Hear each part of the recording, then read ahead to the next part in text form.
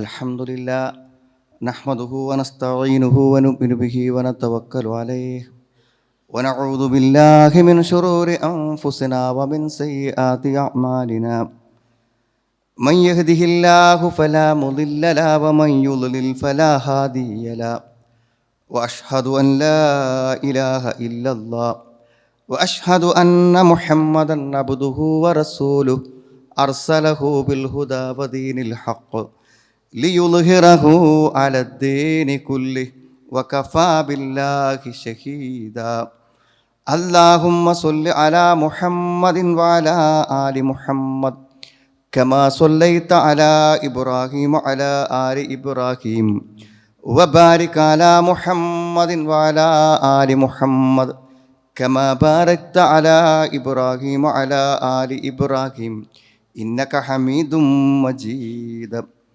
أما بعد فإن خير الكلام كلام الله وخير الحديث كتاب الله وخير الهدي هدي محمد صلى الله عليه وسلم وشر الأمور محدثاتها وكل محدثة بدعة وكل بدعة ضلالة أعوذ بالله من الشيطان الرجيم بسم الله الرحمن الرحيم يا أيها الذين آمنوا اتقوا الله حق تقاته ولا تموتن إلا وأنتم مسلمون يا أيها الناس اتقوا ربكم الذي خلقكم من نفس واحدة وخلق منها زوجها وبث منهما رجالا كثيرا ونساء واتقوا الله الذي تساءلون به والأرحام إن الله كان عليكم رقيبا يا أيها الذين آمنوا اتقوا الله وقولوا قولا سديدا يصلح لكم أعمالكم ويغفر لكم ذنوبكم ومن يطع الله ورسوله فقد فاز فوزا عظيما ويسألونك عن ذي القرنين قل سأتلو عليكم منه ذكرا إنا مكنا له في الأرض وآتيناه من كل شيء سببا സ്നേഹമുള്ള സഹോദരി സഹോദരന്മാരെ, സത്യവിശ്വാസികളെ, സത്യവിശ്വാസിനികളെ, ജീവിതത്തിൻ്റെ എല്ലാ രംഗങ്ങളിലും അള്ളാഹുവിൻ്റെ കൽപ്പനകളെയും നിർദ്ദേശങ്ങളെയും ശരിയായി പാലിച്ചുകൊണ്ട് ജീവിക്കണമെന്നും അവനെ ഭയപ്പെട്ടുകൊണ്ട് ജീവിക്കണമെന്ന് എന്നെയും നിങ്ങളെയും ഞാൻ ഓർമ്മപ്പെടുത്തുകയാണ്. എന്നോടും നിങ്ങളോടുമായി വസിയ്യത്ത് ചെയ്യുകയാണ്.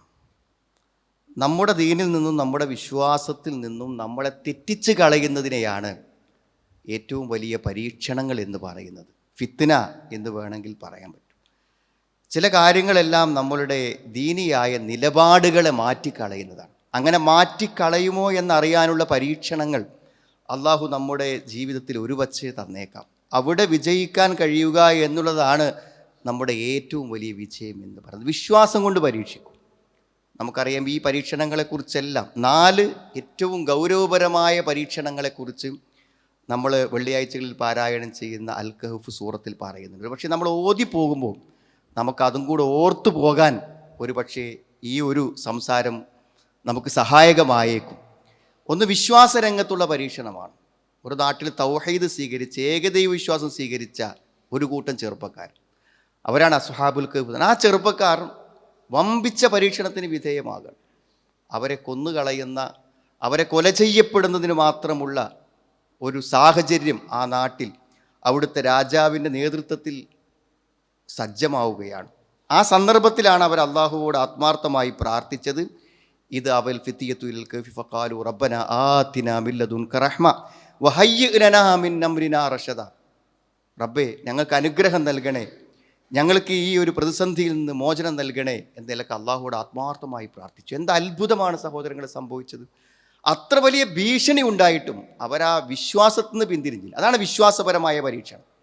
ഇത്രയും വലിയ അക്രമങ്ങളും പ്രശ്നങ്ങളും പ്രതിസന്ധിക്ക് വരുമ്പോൾ ഈ വിശ്വാസത്തിലൊക്കെ എത്ര കണിശത വേണോ എന്നൊരു പക്ഷേ ആലോചിച്ച് നോക്കൂ. നമ്മുടെ അസ്തിത്വത്തിന് ഭീഷണിയാവും. പക്ഷെ അവർ പിടിച്ചു നിന്നു. അതുകൊണ്ട് അള്ളാഹു എന്ത് ചെയ്തു വെച്ചാൽ അവരെ ഉറക്കി. ഒരിക്കലും നമുക്ക് ചിന്തിക്കാൻ പറ്റാത്ത അത്ഭുതകരമായ ഉറക്കം. എത്ര വർഷം? 3 നൂറ്റാണ്ട് കാലമാണ് ഉറങ്ങിയത്. എന്നിട്ട് പിന്നെ അവർ ഉണർന്ന് എഴുന്നേറ്റു. ആ തലമുറകൾ പിന്നിട്ടു. ആ രാജാവും ആളുകളൊക്കെ മരിച്ച് പോയതിനു ശേഷമാണ് പിന്നെ അവിടെ തിരിച്ചു വരുന്നത്. വിശ്വാസരംഗത്തെ പരീക്ഷണത്തിൽ വിജയിച്ച അസ്ഹാബുൽ കഹ്ഫിൻ്റെ കഥ. രണ്ടാമത്തത് സമ്പത്തിലെ പരീക്ഷണമാണ്. നല്ലോണം പണവും സൗകര്യങ്ങളൊക്കെ തന്നാലും എന്ത് ചെയ്യും? നമ്മളെ ഈമാനിനും നമ്മളെ വിശ്വാസത്തിനൊക്കെ തകരാറാവും. കാരണം അത്രയൊക്കെ സ്വത്തും സൗകര്യങ്ങളോടൊക്കെ ഞാൻ സമാധാനമായിട്ട് പോകുന്നുണ്ടല്ലോ. ഇനിയിപ്പോൾ ഞാൻ നിസ്കരിക്കുക, നോമ്പോൽക്കുക, അള്ളാഹുവിന് കീഴ്പ്പെടുന്നും ചെയ്തില്ലെങ്കിൽ ഇപ്പം എന്താ സംഭവിക്കണത്? ഇതൊന്നും ചെയ്യാതെ ഇപ്പം എനിക്ക് ഇത്തിരി സൗകര്യങ്ങളൊക്കെ കിട്ടിയില്ലേ എന്നാണ്. അതാണ് 2 തോട്ടക്കാരെ കഥ പറയുന്നത്.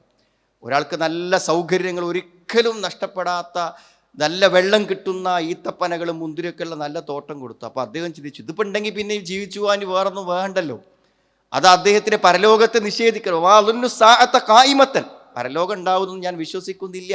ഉണ്ടെങ്കിൽ തന്നെ അള്ളാഹു അവിടെയൊക്കെ എനിക്ക് ഇതേപോലെ സൗകര്യങ്ങൾ ഏർപ്പെടുത്തരുമെന്ന് പറഞ്ഞു. അദ്ദേഹത്തിൻ്റെ സുഹൃത്ത് ഉപദേശിക്കുന്നുണ്ട്. പക്ഷെ ആ ഉപദേശങ്ങളൊന്നും ഫലപ്പെട്ടില്ല. അവസാനം എന്ത് ചെയ്തു? അവൻ്റെ തോട്ടം നശിച്ചു. ആ പരീക്ഷണത്തിൽ അയാൾ പരാജയപ്പെട്ടു.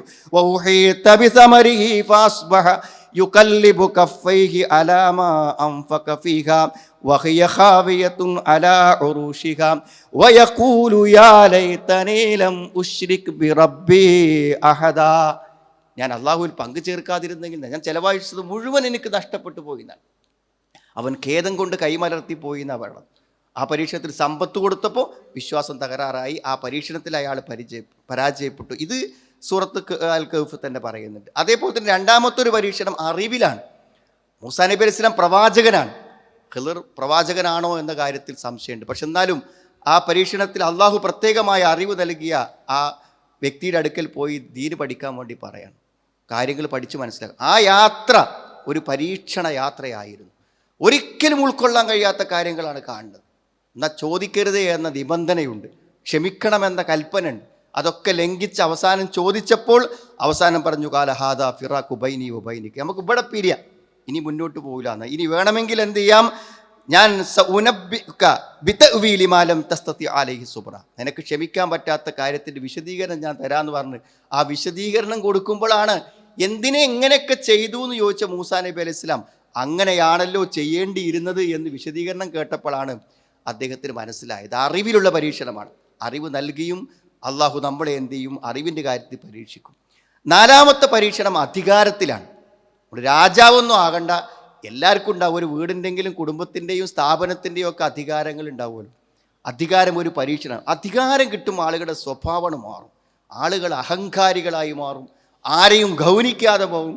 ഇതൊക്കെ ഞാൻ നേടിയെടുത്ത അധികാരങ്ങളാണ്, ഇതിലൊന്നും ഒരാൾക്കും പങ്കില്ല എന്ന നിലക്കുള്ള ധിക്കാരവും അഹങ്കാരവും മനുഷ്യന് വന്നു ചേരുന്ന ഒന്നാണ് അധികാരം. അതുകൊണ്ട് അധികാരത്തെക്കുറിച്ച് പരീക്ഷിക്കുന്നതാണ്. ലോകം മുഴുവനും ഭരിച്ചൊരു ചക്രവർത്തി എന്ന നിലക്കാണ് ദുൽഖർനൈൻ. ആ കഥ പറഞ്ഞിട്ടാണ് സൂറത്തുൽ കഹ്ഫ് അവസാനിക്കുന്നത്. നമ്മൾ പലപ്പോഴും കേട്ടിട്ടുണ്ടായിരിക്കും. എന്താ ഈ ദുൽഖർനൈൻ എന്നുള്ളത് അധികാരം കൊണ്ട് പരീക്ഷിക്കപ്പെട്ട ഒരു രാജാവാണ്. ദുൽഖർൻ 2 കൊമ്പുള്ളവെന്നാണ് അവക്കിൻ്റെ അർത്ഥം. 2 കൊമ്പ് പറഞ്ഞാൽ സൂര്യൻ ഉദിക്കുന്ന കിഴക്കും അസ്തമിക്കുന്ന പടിഞ്ഞാറും ആ രണ്ടും കണ്ട വ്യക്തിയാണ്. 2 ഭാഗത്തേക്കും സഞ്ചരിച്ച ആ 2 സൂര്യാസ്തമയങ്ങളെ രണ്ടിൻ്റെയും ആ അതിർ വരെ അധികാരങ്ങൾ കിട്ടിയ ഒരു വ്യക്തിയിലേക്കാണ് ദുൽഖർനൈൻ എന്ന് പറയുന്നത്. വളരെ സ്വാത്വികനായ, പണ്ഡിതനായ, വളരെ ധർമ്മിഷ്ഠനായ ഏറ്റവും നല്ലൊരു ഭരണാധികാരിയെ അള്ളാഹു പരിചയപ്പെടുത്തിയിട്ടുണ്ട്. അവിടുത്തെ മക്കയിലുണ്ടായിരുന്ന അവിശ്വാസികൾ നബിയോട് ചോദിച്ചു, വയസ്അലൂനക അൻ ദുൽഖർനൈൻ, ആരാണ് ഈ ദുൽഖർനൈൻ എന്ന് റസൂലുള്ളാഹിയോട് അവർ ചോദിച്ചു. അപ്പോൾ അദ്ദേഹത്തെക്കുറിച്ച് ഞാൻ നിങ്ങൾക്ക് പറഞ്ഞു തരാം എന്ന് പറഞ്ഞു. എന്നിട്ട് അള്ളാഹുവിൻ്റെ റസൂൽ സല്ലല്ലാഹു അലൈഹി വസല്ലം ഈ ഖുർആനിലൂടെ അവർക്ക് ആ കാര്യം പറഞ്ഞു കൊടുക്കുകയാണ്. എന്താണെന്ന് ചോദിച്ചാൽ അധികാരം എന്ന് പറഞ്ഞാൽ അത്രയും വലിയ അധികാരമാണ് അള്ളാഹു നൽകിയത്. അന്നത്തെ കാലത്ത് ഈ ഭൂമിയുടെ 2 ദിശകളിലേക്ക് സഞ്ചരിക്കാൻ കഴിയാന്ന് പറഞ്ഞ ചില അധികാരമാണ്. എല്ലാ അധികാരങ്ങളും നൽകി. ഇന്നാ മക്കന്നാ ലഹു ഫിൽ അർദ് വആതൈനാഹു മിൻ കുല്ലി ഷൈഇൻ സബബ. ഭൂമിയെ ഞാൻ അദ്ദേഹത്തിന് അധികാരങ്ങൾ അധീനപ്പെടുത്തി കൊടുത്തു. ലോകം മുഴുവനും അദ്ദേഹത്തിൻ്റെ കാൽ കീഴിൽ വന്നു. അത്രയും വലിയ ചക്രവർത്തി, ലോകം മുഴുവൻ ഭരിച്ചൊരു ചക്രവർത്തിയിലേക്കാണ് ഖുർആൻ വായിക്കുമ്പോൾ നമുക്ക് അദ്ദേഹത്തെ മനസ്സിലാക്കുന്നത്. എന്നിട്ടോ വആതൈനാഹു മിൻ കുല്ലി ഷൈഇൻ സബബ, അങ്ങനെ അദ്ദേഹത്തിന് എല്ലാ മാർഗങ്ങളും, എല്ലാ കാരണങ്ങളും, എല്ലാ വഴിയും അള്ളാഹു ഒരുക്കി കൊടുത്തു. എല്ലാ നിലക്കുള്ള അധികാരങ്ങളും അദ്ദേഹത്തിന് എന്ത് ചെയ്തു? അള്ളാഹു നൽകി എന്നാണ്. പിന്നെ ഈ ദുൽഖർനൈൻ പ്രവാചകനാണോ? നബി സ്വല്ലല്ലാഹു അലൈഹി വസല്ലം പറയുന്നുണ്ട്, ദുൽഖർണയിൻ പ്രവാചകനാണോ എന്ന് വമാ അതിരി അതുൽഖർണയിൻ നബിയുൻ ഹുവ അംല എന്ന് എനിക്കറിയില്ല എന്നാണ്. അപ്പോൾ നബി സ്വല്ലല്ലാഹു അറിയില്ല എന്ന് പറഞ്ഞ് മൗനം അവലംബിച്ച് നിർത്തിയ ഒരു കാര്യത്തുമേ പിന്നെ ചർച്ച വേണ്ട എന്നാണ് പണ്ഡിതന്മാരൊക്കെ പറഞ്ഞത്. എന്തായിരുന്നാലും അദ്ദേഹം നല്ലൊരു ഭരണാധികാരിയായിരുന്നു എന്ന് നമുക്ക് പറയാൻ പറ്റും. അങ്ങനെ അദ്ദേഹത്തിൻ്റെ ഈ അധികാരവും സൗകര്യങ്ങളും അദ്ദേഹത്തിന് കിട്ടിയപ്പോൾ അദ്ദേഹം ഒരിക്കലും എന്ത് ചെയ്തില്ലാരെങ്കിൽ അതിൽ അഹങ്കരിക്കാനൊന്നും പോയില്ല. വളരെ വിനീതമായി ഇത് അള്ളാഹു എനിക്ക് തന്നതാണ് എന്ന് അദ്ദേഹം പല സന്ദർഭത്തിലും ജീവിതത്തിൽ അള്ളാഹുവിനെ സ്മരിക്കുന്നുണ്ട്. വലിയ വലിയ കാര്യങ്ങളൊക്കെ ഭരണപരമായി നേടിയെടുക്കുമ്പോഴൊക്കെ അദ്ദേഹം പറയാം, ഹാദാ റഹ്മത്തും മിർ റബ്ബി, ഇതൊക്കെ എൻ്റെ റബ്ബ് എനിക്ക് തന്ന കാരുണ്യങ്ങളാണെന്ന് പറയാം. എല്ലാ അധികാരങ്ങളും സുഹൃത്തുക്കളെ നമ്മളെ ഏറ്റവും അഭിമാനത്തിൻ്റെയും ഉയരങ്ങളിലേക്ക് എത്തിക്കാൻ അള്ളാഹ്ക്ക് പറ്റും. അവിടുന്ന് അതേപോലെ താഴത്തേക്കുണ്ട് പിടിച്ചിറക്കാനും പറ്റും. അതാണല്ലോ ഖുർആൻ പറഞ്ഞത്, ഖുലില്ലാഹുമ്മ മാലിക്കൽ മുൽക്കി തുത്തിൽ മുൽക മൻ തശാ വതൻസിഉൽ മുൽക മിമ്മൻ തശാ വതുഇസ്സു മൻ തശാ വതുദില്ലു മൻ തശാ ബിയദിക്കൽ ഖൈർ ഇന്നക അലാ കുല്ലി ഷൈഇൻ ഖദീർ. അല്ലാഹു നിനക്കാണ് അധികാരം, നീ അധികാരത്തെ കൊടുക്കുന്നു, നീ ഉദ്ദേശിക്കുന്നത് പ്രതാപത്തെ കൊടുക്കും, നീ ഉദ്ദേശിക്കുന്നവരെ നീ നിന്ദ്യനാക്കും, അതിനൊക്കെ നിനക്ക് പറ്റുന്നതാണ്. അപ്പോൾ എല്ലാം അള്ള തരുകയാണ്. മനുഷ്യന്മാർക്ക് എന്താ പറയുക, ഇതിന് കാരണങ്ങളിലൂടെ നമുക്ക് കിട്ടുക, എന്തെങ്കിലുമൊക്കെ ഒരു കാരണത്തിൽ കിട്ടുക. ആ കാരണങ്ങളെയാണ് ആൾക്കാർ വിചാരിക്കുക, കാരണങ്ങളല്ല. അത് തൂത്തിൽ മുൽക്കമൻ തശാ, അത് പടച്ചോൻ തരികയാണ്. നമ്മളിപ്പോൾ പണക്കാരായാലും നമ്മൾ വലിയ ഉദ്യോഗസ്ഥന്മാരായാലും വലിയ ഡിഗ്രിയൊക്കെ നേടിയാലും ഇതൊക്കെ സഹോദരങ്ങളെ അള്ളാഹു തന്നതാണെന്ന് അറിഞ്ഞാലേ അതൊന്നും നമ്മളെ പഴപ്പിക്കാതൊക്കെയുള്ളൂ. അതുകൊണ്ട് നമ്മൾ വഴിവെച്ച് പോകാതിരിക്കുക, അങ്ങനെ ഉണ്ടാവുക. പിന്നെ സുലൈമാൻ നബിനെ അള്ളാഹു പരിചയപ്പെടുത്തുന്നുണ്ട്. സുലൈമാൻ നബി അലൈഹി സ്വലാം എന്താ പറഞ്ഞത്, അദ്ദേഹത്തിന് ആ ബിൽക്കീസിൻ്റെ സിംഹാസനത്തെ നിമിഷങ്ങളെ കൊണ്ട് സെക്കൻഡുകളെ കൊണ്ട് തൻ്റെ മുന്നിലെത്തി ആ മഹാത്ഭുതം കണ്ടപ്പോൾ അദ്ദേഹം പറഞ്ഞ വാക്കെന്താണ്, ഹാദാ മിൻ ഫദ്ലി റബ്ബി, ഇതെൻ്റെ റബ്ബ് തന്ന അനുഗ്രഹമാണെന്ന്. അള്ളാഹുവിലേക്ക് ചേർത്തിട്ടാണ് പറഞ്ഞത്. എല്ലാം അള്ളാഹു, നമുക്ക് എന്തെങ്കിലും ഒരു കാര്യം ഭംഗിയായി ചെയ്യാൻ പറ്റില്ല, ഇത് അള്ളാഹിൻ്റെ ഒരു കാരുണ്യം കൊണ്ട് ചെയ്തതാണ്. അപ്പോഴാണ് നമ്മുടെ അടുക്കലുള്ളതൊന്നും നമ്മുടേതല്ല എന്ന് തിരിച്ചറിയാം. അപ്പോഴാണ് നമ്മുടെ അഹങ്കാരം കുറയുക, അപ്പോഴാണ് നമുക്ക് വിനയം വരിക. എന്നാൽ ഖാറൂൻ പറഞ്ഞത് എന്താണ്, ഖാലല്ലദീ ഇൻദഹു ഇൽമുൻ മിനൽ കിതാബ് അന ആതി ഖാല ഇന്നമാ ഊതീതുഹു അലാ ഇൽമിൻ ഇൻദി, ഇതെൻ്റെ അറിവ് കൊണ്ട് കിട്ടിയതാണെന്നാണ് ഖാറൂൻ പറഞ്ഞത്. ഖാറൂന് സമ്പത്തും സൗകര്യങ്ങളും കിട്ടിയപ്പോൾ എൻ്റെ കൂടെ അതുകൊണ്ടാണ് അഹങ്കാരം വന്നത്. അതുകൊണ്ടാണ് മണ്ണിൽ അള്ളാഹു ആഴ്ത്തിക്കളഞ്ഞത്. അതാണ് അധികാരങ്ങളുള്ളവരുണ്ടാവേണ്ട ഏറ്റവും വലിയ ഗുണം. ഇതൊക്കെ അള്ളാഹു എനിക്ക് തന്ന ദൈവികമായ ഒരു അനുഗ്രഹമാണ് എന്ന് മനസ്സിലാക്കാൻ കഴിയാമെന്നുള്ളതാണ് അതിലേറ്റവും പ്രധാനപ്പെട്ട കാര്യം. അങ്ങനെ അദ്ദേഹം എന്ത് ചെയ്തു, അധികാരങ്ങളൊന്നും കിട്ടിയിട്ട് അവിടെ നിന്നില്ല എന്നാണ്. അദ്ദേഹം 3 യാത്രകൾ നടത്തിയായിട്ട് ഖുർആൻ പറയുന്നുണ്ട്. ഒരു യാത്ര പടിഞ്ഞാറോട്ടാണ്, സൂര്യൻ അസ്തമിക്കുന്ന സ്ഥലത്തേക്കാണ് ഒരു യാത്ര. ഹത്താ ഇദാ ബലഗ മഗ്രിബ ശംസ്, അങ്ങനെ സൂര്യൻ അസ്തമിക്കുന്ന പടിഞ്ഞാറ് അങ്ങേ അറ്റത്ത് അദ്ദേഹം എത്തിയതാണ്. ശരിക്കും പറഞ്ഞാൽ നമ്മൾ ഈ കടപ്പുറത്തൊക്കെ പോയി കഴിഞ്ഞാൽ വെള്ളത്തിലേക്ക് കടലിലേക്ക് ഇങ്ങനെ സൂര്യൻ ഇറങ്ങുന്നത് കാണുന്നത് പോലെ, സൂര്യൻ അസ്തമിക്കും അതിലേക്ക് ഇറങ്ങിപ്പോകാൻ തോന്നും. അതേപോലെ എന്ത് ചെയ്തു, ഒരു ചെളി മണ്ണ് ഒക്കെ പുറന്നൊരു വെള്ളത്തിൽ ശരിക്കും ഹത്താ ഇദാ ബലഗ മഗ്രിബ ശംസ് വജദഹ തഗ്റുബു ഫി ഹൈനിൻ ഹമിഅത്തിന്നാണ്.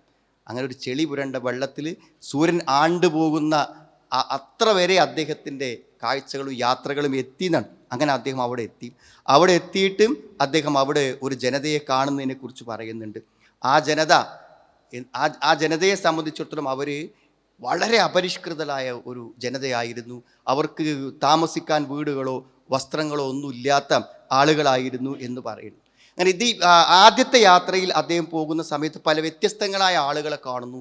ഇസ്ലാമിൻ്റെ ആശയങ്ങൾ, അള്ളാഹുവിനെ കുറിച്ചുള്ള ദൈവികമായ നിയമങ്ങളെയും കാര്യങ്ങളോട് പറയുന്നു. അപ്പോൾ അവരിൽ പല ആളുകളും അത് സ്വീകരിക്കാൻ തയ്യാറാകുന്നുണ്ട്, ചില ആളുകൾ സ്വീകരിക്കാൻ തയ്യാറാകുന്നില്ല. പക്ഷെ നീതിപൂർവ്വം പെരുമാറുന്ന രാജാവ് എന്നുള്ളതൊക്കെ അദ്ദേഹം എന്ത് പറഞ്ഞു, കാല അമ്മാമൻ ദലമ ഫസൗഫ നുഅദ്ദിബുഹു സുമ്മ യുറദ്ദു ഇലാ റബ്ബിഹി ഫയുഅദ്ദിബുഹു അദാബൻ നുക്രാം. ആരെങ്കിലും സ്വന്തത്തോട് അക്രമം ചെയ്യുകയാണെങ്കിൽ, അതേ ശരിയായ ദീൻ സ്വീകരിക്കാതെ വഴിപിഴച്ച് ജീവിക്കുക എന്ന് പറഞ്ഞാൽ അവനവനെ തന്നെയാണല്ലോ ദ്രോഹിക്കുന്നത്, അവന് ഞാൻ കഠിനമായ ശിക്ഷ നൽകും എന്നാണ്. അമ്മാമൻ ആമന വാമില സ്വാലിഹൻ ഫലഹു ജസാഅനിൽ ഹുസ്ന. എന്നാൽ അള്ളാഹുവിൽ വിശ്വസിച്ച് ശരിയായി ജീവിക്കുകയാണെങ്കിൽ അവന് നല്ല പ്രതിഫലം കിട്ടും എന്നും അദ്ദേഹം പറയുന്നുണ്ട്. അവർക്ക് ആ പ്രബോധനം അദ്ദേഹം നിർവഹിച്ചു കൊടുക്കുന്നത്. അദ്ദേഹത്തിൻ്റെ നീതി, അതായത് അക്രമം ചെയ്യുന്നവനോട് മാത്രമായി ശിക്ഷ, നീതിപൂർവ്വം ജീവിക്കുന്ന ആളുകൾക്ക് അവർക്ക് അതിൻ്റേതായ ഗുണം നൽകുമെന്ന് പറയുന്നുണ്ട്. പിന്നെയും തുമ്മ അത്ബഅ സബബ, പിന്നെ അദ്ദേഹത്തിൻ്റെ അടുത്ത യാത്ര കിഴക്കോട്ടേക്കാണെന്നാണ്. അവിടെ അദ്ദേഹം എത്തുമ്പോൾ അവിടെ എത്തുന്ന സമയത്താണ് അദ്ദേഹം വജദഹ തത്ലു അലാ ഖൗമിൻ ലം നജ്അൽ ലഹും മിൻ ദൂനിഹാ സിത്റാ. അതായത് സൂര്യനിൽ നിന്നും മറകളില്ലാത്തൊരു ജനത. അതിന് പല വ്യാഖ്യാനങ്ങളുണ്ട്. ഒരു വ്യാഖ്യാനം എന്താണ്, സൂര്യൻ ഉദിച്ചു കഴിഞ്ഞാൽ എന്ത് ചെയ്യും, അവിടെ ദേഹത്ത് നേരെ വെയിൽ തട്ടും. അതിനവർക്ക് വീടുകളോ മറഞ്ഞു നിൽക്കാനുള്ള സൗകര്യങ്ങളോ എല്ലാം. ചില ആളുകൾ പറഞ്ഞ വസ്ത്രങ്ങളില്ല. അത്രയും അപരിഷ്കൃതരായ ആളുകൾ ജീവിക്കുന്ന ഏതോ ഉൾനാട്ടിലാണ് അദ്ദേഹം എന്തായത് എത്തിച്ചേർന്നത് എന്ന് പറയുന്നുണ്ട്. അതേപോലെ തന്നെ മൂന്നാമത്തെ യാത്ര ഉണ്ട്. മൂന്നാമത്തെ യാത്ര എന്ന് പറഞ്ഞാൽ 2 പർവ്വതങ്ങൾ, വളർന്നു നിൽക്കുന്ന 2 പർവ്വതങ്ങൾക്ക് അപ്പുറത്ത് ജീവിക്കുന്ന ഒരു ജനത. ഹത്താ ഇദാ ബലഗ ബൈന സദ്ദൈൻ വജദ മിൻ ദൂനിഹിമാ ഖൗമൻ ലാ യകാദൂന യഫ്ഖഹൂന ഖൗല എന്നാണ്. ഒരു നിലക്ക് അവരോട് സംസാരിക്കാൻ കഴിയും, അവർക്കൊരു ഭാഷ അറിയില്ല. അതായത് അവരോട് സംസാരിക്കാൻ പറ്റുന്ന ഒരു മാർഗമില്ലാത്ത, അത്രയും ഒരു ഭാഷ പോലും ഇല്ലാത്ത, സംസാരിക്കാൻ പരസ്പരം ആശയവിനിമയത്തിന് പറ്റാത്ത അത്രയും അപരിഷ്കൃതായ ഒരാളുകളെയാണ് അദ്ദേഹം കാണുന്നത്. അവൻ കണ്ടു. എങ്കിലും അവരുമായുള്ള അദ്ദേഹത്തിന് ആശയവിനിമയങ്ങൾ നടത്തി. അവരൊരു രാജാവ് എന്നുള്ള നിലക്ക്, കഴിവുറ്റൊരാൾ എന്നുള്ള നിലക്ക് ഒരു പരാതിയുമായിട്ടാണ് അദ്ദേഹം ആ ഭരണകർത്താവിനെ അവർ സമീപിച്ചത്. അവർ പറഞ്ഞത് യജൂജ് മഅജൂജ്, ഏറ്റവും ഭീകരന്മാരായ, നാട്ടിൽ ഫിത്നകൾ ഉണ്ടാക്കുന്ന, ആളുകളെ കൊന്നുകളയുന്ന, ജനങ്ങളുടെ സമ്പത്ത് കൊള്ളയടിക്കുന്ന ഒരു കൊള്ള സംഘമാണ് യജൂജ് മഅജൂജ്. അപ്പോൾ അവരെന്ത് ചെയ്യും, ഇടയ്ക്കിടയ്ക്ക് ഞങ്ങളുടെ നാട്ടിലേക്ക് വരും, ഞങ്ങളെ മുഴുവൻ ആക്രമിക്കും. അതുകൊണ്ട് ഞങ്ങൾക്ക് ജീവിക്കാൻ ഇവിടെ സ്വസ്ഥതല്ല, അതുകൊണ്ട് ഞങ്ങളെ സഹായിക്കണം എന്ന് അദ്ദേഹത്തോട് ആവശ്യപ്പെടുന്നുണ്ട്. കാലൂ യാദൽ കർണൈനി ഇന്ന യഅജൂജ വമഅജൂജ മുഫ്സിദൂന ഫിൽ അർള് ഫഹൽ നജ്അൽ ലക ഹർജൻ അലാ അൻ തജ്അൽ ബൈനനാ വബൈനഹും സദ്ദ.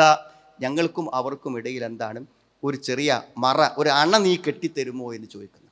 അവർക്ക് ഞങ്ങളെ അതിക്രമിച്ച് കിടക്കാനും വരാൻ പറ്റാത്ത രൂപത്തിലുള്ള ഒരു സൗകര്യം ചെയ്തു തരുമോ എന്ന് ചോദിക്കുന്നുണ്ട്. അപ്പോൾ അത് ചോദിക്കുന്ന സമയത്ത് ഒരാവശ്യം ഉന്നയിക്കുമ്പോൾ ആവശ്യം നിർവഹിച്ചു കൊടുക്കാൻ അദ്ദേഹം സന്നദ്ധമാവുകയാണ്. ഒരു ഭരണാധികാരി എന്ന നിലയ്ക്ക് അദ്ദേഹം അതിനുള്ള ഒരുക്കങ്ങൾ നടത്തണം. പക്ഷെ അവർ അദ്ദേഹത്തോട് പറയുന്നുണ്ട്, നീ അങ്ങനെ ഞങ്ങൾക്ക് ഉണ്ടാക്കി തരികയാണെങ്കിൽ ഞങ്ങൾ നിനക്ക് എന്ത് ചെയ്യാം, അതിനുള്ള എന്തെങ്കിലുമൊക്കെ പകരമായി കൊണ്ട് എന്തെങ്കിലും സാമ്പത്തികമായ നികുതികളോ മറ്റോ തരാമെന്ന് പറയുന്നു. അപ്പോൾ അദ്ദേഹം അവരോട് പറയുന്നൊരു കാര്യം എന്താ വെച്ചാൽ, എനിക്കതിനൊന്നും ആവശ്യമില്ല എന്നാണ്. കാലമാ മക്കന്നി ഫീഹി റബ്ബി ഖൈർ ഫഅഈനൂനി ബി ഖുവ്വ അജ്അൽ ബൈനകും വബൈനഹും റദ്മാ. എനിക്ക് അതിൻ്റെ ഒന്നും ആവശ്യമില്ല, നിങ്ങൾക്ക് ഒരു സൗകര്യം തരേണ്ട കാര്യമില്ല, ഇതൊക്കെ അള്ളാഹു എനിക്ക് തന്ന അനുഗ്രഹങ്ങളാണെന്നാണ്. അങ്ങനെ അവരെ വിളിച്ചു ചേർത്ത് അവരോട് ഇരുമ്പുകൾ കൊണ്ടുവരാൻ വേണ്ടി പറയുന്നുണ്ട്. ആ ഇരുമ്പ് മുഴുവൻ കത്തിക്കുമ്പോൾ അതിലേക്ക് കാറ്റ് ഊതിയിട്ട് അതിനെ പഴുപ്പിച്ച് ഉരുക്കി കളയാൻ പറയുന്നുണ്ട്. പിന്നെ അതിലേക്ക് ചെമ്പ് കൊണ്ടുവന്നിട്ട് ഒഴുക്കിയിട്ട് അവിടെ വളരെ ശക്തമായൊരു അണക്കെട്ട് അവർക്ക് കെട്ടിക്കൊടുക്കുകയാണ്. ഒരു കാലത്തും ഈ യജൂജ് മഅജൂജിന് മറികടന്നു വരാനോ അതിനെ അതിര് കടന്നു വരാനോ അതല്ലെങ്കിൽ അതിനെ തുരന്നു വരാനോ ഫമസ്തതാഉ അൻ യൽഹറൂഹു വമസ്തതാഉ ലഹു നഖബ, അവർക്ക് ആ മതിലുകളെ അതിര് കടന്നു വരാനും പറ്റില്ല, മറിഞ്ഞു വരാൻ പറ്റില്ല. അതേപോലെ തന്നെ തുരന്ന് അതിലൂടെ ദ്വാരമുണ്ടാക്കി വരാനും പറ്റാത്ത അവസ്ഥയിൽ ആ മതിൽ അവർക്ക് കെട്ടിക്കൊടുത്തു എന്നാണ്. അങ്ങനെ അവർക്ക് പ്രതിരോധം തീർത്തു കൊടുത്തു. അവരിന്ന് യാതൊന്നും വാങ്ങിച്ചില്ല. പക്ഷെ ഒരു കാര്യം ചെയ്തു, എന്ത്, ഞാനിത് ചെയ്യുമ്പോൾ നിങ്ങൾ അഈനൂനീപിക്കുക, നിങ്ങൾ എന്നെ സഹായിക്കണം, നിങ്ങളെക്കൊണ്ട് കഴിയുന്ന രൂപത്തിൽ നിങ്ങൾ എന്ത് ചെയ്യണം, എന്നെ സഹായിക്കണം എന്നാണ്. അങ്ങനെ അദ്ദേഹം അതിന് പറ്റുന്നൊരു ആസൂത്രണം ഉണ്ടാക്കുകയും അതെങ്ങനെ നിർവഹിക്കണം എന്നതിനെക്കുറിച്ചൊരു പ്ലാനും പദ്ധതിയൊക്കെ ഉണ്ടാക്കി അത് നടപ്പിലാക്കി പൂർത്തിയാക്കിയിട്ടാണ് അദ്ദേഹം തിരിച്ചു പോകുന്നത് എന്ന് പറയുന്നുണ്ട്. ഈ ഒരു ഭരണാധികാരിയെ പരിചയപ്പെടുത്തുന്നത് എന്തെന്ന് വെച്ചാൽ, എന്തെങ്കിലും അധികാരങ്ങളോ സൗകര്യങ്ങളോ ഒക്കെ കിട്ടിയാൽ അത് നമ്മുടെ സ്വഭാവത്തെ, സംസാരത്തെ, ശൈലിയൊന്നും മാറ്റാൻ പറ്റില്ല. വളരെ വിനീതമായി എന്ത് ചെയ്യുക, ആ സൗകര്യങ്ങളും അധികാരങ്ങളും ഉപയോഗിച്ചിട്ട് നമ്മൾ എന്ത് ചെയ്യാം, പരമാവധി ഉപകാരങ്ങൾ ആളുകൾക്ക് ചെയ്തു കൊടുക്കുക എന്നുള്ളതാണ്. നബി സല്ലല്ലാഹു അലൈഹി വസല്ലം പറയുന്നുണ്ട്, അല്ലാഹുമ്മ മൻ വലിയ മിൻ അംരി ഉമ്മത്തി ഷൈഅൻ, അള്ളാഹു എൻ്റെ ഉമ്മത്തിൽ നിന്നുള്ള ആർക്കെങ്കിലും വല്ല അധികാരങ്ങളും ഏൽപ്പിച്ച് കിട്ടുകയാണെങ്കിൽ ഫശഖ അലൈഹിം ഫഷ്ഖുഖ അലൈഹിം, അവർക്ക് അദ്ദേഹം ബുദ്ധിമുട്ടുണ്ടാക്കണമെങ്കിൽ അവനും ബുദ്ധിമുട്ടുണ്ടാക്കണം എന്നാണ്. അധികാരങ്ങൾ കിട്ടുന്ന ആളുകൾ അതുപയോഗിച്ച് ജനങ്ങളെ ദ്രോഹിക്കുകയാണെങ്കിൽ എന്ത് ചെയ്യണം, അവർക്കും ആ ദ്രോഹിക്കുന്ന അധികാരികൾക്കും ദ്രോഹമുണ്ടാക്കണം എന്നാണ്. എന്നാൽ വമൻ വലിയ മിൻ അംരി ഉമ്മത്തി ഷൈഅൻ, എൻ്റെ ഉമ്മത്തിൽ നിന്ന് വല്ല അധികാരങ്ങളും ഒരാൾക്ക് കിട്ടിയിട്ടും അവരോട് അവൻ വാത്സല്യവും ദയയും കാണിക്കുകയാണെങ്കിൽ എന്ത് ചെയ്യണം, ഫർഫുഖ് ബിഹി, അവരോട് നീ എന്ത് ചെയ്യണം, വാത്സല്യം കാണിക്കണം എന്ന് നബി ഇസ്ലാസ്മ പ്രാർത്ഥിച്ചതായിട്ട് കാണാൻ പറ്റും. അപ്പോൾ നമുക്ക് കിട്ടുന്ന അധികാരങ്ങളും സൗകര്യങ്ങളും സംവിധാനങ്ങളൊക്കെ മറ്റുള്ളവർക്ക് അനുകൂലമായ കാര്യങ്ങളായിട്ടും ഉപയോഗിക്കുക എന്നുള്ളതാണ് ദുൽഖർനൈൻ ഇവിടെ ചെയ്തിട്ടുള്ളത്. ആ ഒരു മാതൃക അധികാരങ്ങളാൽ പരീക്ഷിക്കപ്പെടുന്നവർ ഫിത്നയിൽ അകപ്പെടാതിരിക്കുവാൻ ഈ ഒരു മാതൃക സ്വീകരിക്കണം എന്ന നിലക്കാണ് ലോകം മുഴുവൻ അടയ്ക്കുവാണ്. എല്ലായിടത്തും അന്നത്തെ കാലത്ത് ലോകം മുഴുവനും സഞ്ചരിക്കാൻ സാധിച്ച ഒരു ചക്രവർത്തിയെക്കുറിച്ചും അദ്ദേഹത്തിൻ്റെ നല്ലതായ ചില പരിഷ്കാരങ്ങളെക്കുറിച്ചും നടപടിക്രമങ്ങളെക്കുറിച്ചും നീതിയെക്കുറിച്ചും വിനയത്തെക്കുറിച്ചുമൊക്കെ അള്ളാഹു നമുക്ക് പറഞ്ഞു തരുന്നത് ഈ അടിസ്ഥാനത്തിലാണ്. ഇതൊക്കെ ഖുർആനിൽ നമ്മൾ ഓതിപ്പോകുമ്പോൾ നമുക്ക് വലിയ മാതൃകകളും വലിയ നമുക്ക് അനുകരിക്കാൻ പറ്റുന്ന മഹത്തായ സന്ദേശങ്ങളും ഗുണപാഠങ്ങളും ഉള്ളതുകൊണ്ടാണ് അള്ളാഹു ഇതൊക്കെ പറഞ്ഞു തരുന്നത്. അത് ഉൾക്കൊള്ളാനും നമ്മുടെ എല്ലാവരുടെയും ജീവിതത്തിൽ അതിൻ്റെതായ മാറ്റങ്ങൾ ഉണ്ടാകുവാനും അള്ളാഹു നമുക്ക് എല്ലാവർക്കും തൗഫീഖ് പ്രദാനം ചെയ്യുമാറാവും. അൽഹംദുലില്ലാഹ് ഹംദൻ കസീറൻ ത്വയ്യിബൻ ബാറകൻ ഫീ വസല്ലല്ലാഹു അലാ മുഹമ്മദിൻ വഅലാ ആലിഹി വസ്വഹാബിഹി അജ്മഈൻ അമ്മാ ബഅദ്. ഒരിക്കൽ കൂടെ അള്ളാഹുവിൻ്റെ കൽപ്പനകളെയും നിർദ്ദേശങ്ങളെയും പാലിച്ചുകൊണ്ട് ജീവിക്കണമെന്നും എന്നെയും നിങ്ങളെയും ഞാൻ ഓർമ്മപ്പെടുത്തുകയാണ്. സഹോദരങ്ങളെ, പല സന്ദർഭങ്ങളിലും പല സാഹചര്യങ്ങളിലും നമ്മൾ ഓർമ്മപ്പെടുത്തിയിട്ടുള്ള കാര്യമാണ്. എന്ന് പറഞ്ഞാൽ പുതിയ തലമുറകൾ, നമ്മുടെ മക്കളും നമ്മുടെ പേരക്കുട്ടികളൊക്കെ ആയിട്ട് വരുന്ന പുതിയ തലമുറകൾ, അവരൊരു നിയന്ത്രണം നഷ്ടപ്പെട്ട, നമുക്കാർക്കും അവരെ കൺട്രോൾ ചെയ്യാൻ പറ്റാത്ത ഒരു ജീവിത സാഹചര്യങ്ങളിലേക്കാണ് അവരുടെ സ്വഭാവങ്ങളും പെരുമാറ്റങ്ങളൊക്കെ മാറി വരുന്നത്. ഇപ്പോൾ ലോകത്ത് മനുഷ്യനെ നിയന്ത്രിക്കാൻ പറ്റുന്ന ഏറ്റവും വലിയ മാർഗമായിട്ട് അള്ളാഹു തന്നെ നമുക്ക് നിശ്ചയിച്ച് തന്ന എന്താണ്? ഉത്ബോധിപ്പിക്കുക എന്നുള്ളതാണ്, പറഞ്ഞ് മനസ്സിലാക്കുക എന്നുള്ളതാണ്. അതായത് ഞാൻ ചെയ്യുന്നതെല്ലാം എൻ്റെ ദോഷത്തിലേക്കും എൻ്റെ നാശത്തിലേക്കും എത്തിച്ചേരും എന്ന ബോധം, അല്ലെങ്കിൽ നല്ലൊരു മനുഷ്യനായി ജീവിച്ചാൽ അതുകൊണ്ട് നിനക്ക് അതിൻ്റേതായ ചില ഗുണങ്ങളുണ്ട് ജീവിതത്തിൽ എന്ന ബോധം. ഈ തെർഹീബും തെർഗീബും, ഒരു കാര്യത്തിന് പ്രോത്സാഹനം നൽകുക, ഒരു കാര്യത്തെക്കുറിച്ച് ഭയപ്പെടുത്തുക, ഇത് രണ്ടും അല്ലാതെ മനുഷ്യനെ മാറ്റാൻ വേറെ ഒരു പരിഹാര മാർഗവും ഇല്ല എന്നാണ്. അതാണ് മുബശ്ശിരീന വ മുന്ദിരീൻ, സന്തോഷ വാർത്ത അറിയിക്കുന്നവരും താക്കീത് നൽകുന്നവരുമാണ്. അപ്പം ഞാനും നിങ്ങളൊക്കെ നമ്മുടെ ജീവിതത്തിൽ എന്തെങ്കിലും ഒരു കാര്യം ചെയ്യുന്നുണ്ടെങ്കിൽ അതൊരു ഭയത്തിൻ്റെ അടിസ്ഥാനത്തിലാണ്. മനസ്സിലായി? ഇഷ്ടപ്പെട്ടൊരു ഭക്ഷണം മാറ്റി വെക്കുന്ന ഒരു ചെറിയ പേടിയാണ്, അത് തിന്നാലും എന്തെങ്കിലും വല്ല ദോഷം വരുമോ എന്ന് വിചാരിച്ചിട്ടാണ് നമ്മുടെ നാവ് ആഗ്രഹിച്ചിട്ടും നമ്മളത് ഭക്ഷിക്കാതെ മാറ്റി വെക്കണമല്ലേ. അതേപോലെ ചില ആഗ്രഹങ്ങളാണ്, കഠിനാധ്വാനം, ഉറക്കൊക്കെ, നൈറ്റ് ഡ്യൂട്ടിയും പകൽ ഡ്യൂട്ടിയൊക്കെ ആയിട്ട് നമ്മൾ ഇടങ്ങേറാകണം. എന്താണ്? ചില നിസ്സാരമായ ചില സ്വപ്നങ്ങളാണ് നമ്മളതിന് പ്രേരിപ്പിക്കുന്നത്. ഇതന്നെ മനുഷ്യനെ നിയന്ത്രിക്കൊള്ളുന്നതാണ്. അപ്പോൾ നമ്മുടെ കുട്ടികൾക്കും നല്ല ബോധം അവർക്ക് നൽകുക എന്നുള്ളത്. അവരിനി പഠിക്കാനാണെങ്കിൽ പഠിച്ചാൽ കിട്ടുന്ന ഗുണം പറഞ്ഞു കൊടുക്കുക, അല്ലെങ്കിൽ വഴിതെറ്റിപ്പോവുകയാണെങ്കിൽ ആ വഴിതെറ്റിപ്പോകുന്നതിൻ്റെ ദോഷങ്ങളെക്കുറിച്ച് പറഞ്ഞു കൊടുക്കുക എന്നുള്ളതാണ്. അപ്പോൾ നിങ്ങൾക്കറിയാം, ഈ ഓപ്പറേഷൻ തൂഫാൻ, അതായത് ലഹരി വേട്ട, സത്യത്തിൽ എന്താ വെച്ചാൽ ഇതൊക്കെ ഈ നാട്ടിൽ ഉണ്ടായിരുന്നല്ലോ മനസ്സിലാക്കേണ്ടത്. എത്ര കിൻഡൽ കണക്കിനാണ് കഞ്ചാവും അതേപോലെ തന്നെ രാസലഹരികളൊക്കെ പിടിക്കപ്പെടുന്നു. ഇതൊക്കെ ഇവിടെ കഴിക്കണ ആൾക്കാർ ഇത്രയും കാലങ്ങളായിട്ട് എന്ത് ചെയ്യണം? ആളുകൾ അതൊക്കെ ഉപയോഗിച്ചുകൊണ്ടിരിക്കുകയാണ്. എത്ര ജനലക്ഷങ്ങളാണ് അത് ഉപയോഗിച്ചുകൊണ്ടിരിക്കുന്നത്. അതിൻ്റെ വിതരണം എന്ന് പറഞ്ഞാൽ ഇവിടെ ഒരു കച്ചവടത്തിനുമില്ലാത്ത അത്രമാത്രം സാധനങ്ങളാണ് വിറ്റഴിച്ചുകൊണ്ടിരിക്കുന്നത്. അപ്പോൾ ഇതൊക്കെ നമ്മുടെ പുതിയ തലമുറയെ നശിപ്പിക്കാൻ ഉപകരിക്കുന്ന കാര്യങ്ങളാണ് ഇതൊക്കെ. അപ്പോൾ നമ്മൾ നമ്മുടെ കുട്ടികളെ ബോധ്യപ്പെടുത്തുക എന്നല്ലാതെ, ഇതിൻ്റെയൊക്കെ അപകടങ്ങളെക്കുറിച്ച് ബോധ്യപ്പെടുത്തുക എന്നല്ലാതെ വേറൊരു വഴി നമ്മുടെ മുന്നിലില്ല. പക്ഷേ നമ്മൾ ചിന്തിക്കണം, അങ്ങനെ ബോധപൂർവ്വം നമ്മുടെ കുട്ടികൾക്ക് ഒരു ഉത്ബോധനം കിട്ടാൻ നമ്മുടെ കുട്ടി ഇപ്പോൾ എവിടെ പോണത്, എവിടുന്നാണ് കേൾക്കണത്? ഈ ചോദ്യം ആത്മാർത്ഥമായി നിങ്ങൾ ഓരോരുത്തരും ചോദിക്കണം മനസ്സിനോട്. നമ്മുടെ കുട്ടിക്ക് അങ്ങനെ മതപരമായ കാര്യങ്ങളെക്കുറിച്ചൊരു ബോധം ലഭിക്കാൻ അവനെ നമ്മൾ എവിടെ എത്തിക്കാറുണ്ട്? അവനെ ഓട്ടോ വിളിച്ച് നമ്മുടെ ബൈക്കുമ്പോൾ കയറ്റി നമ്മൾ എവിടെ കൊണ്ടുപോകൽ, എവിടെയാണ് അവനെ പറഞ്ഞയക്കൽ? നമ്മൾ ആലോചിക്കണം.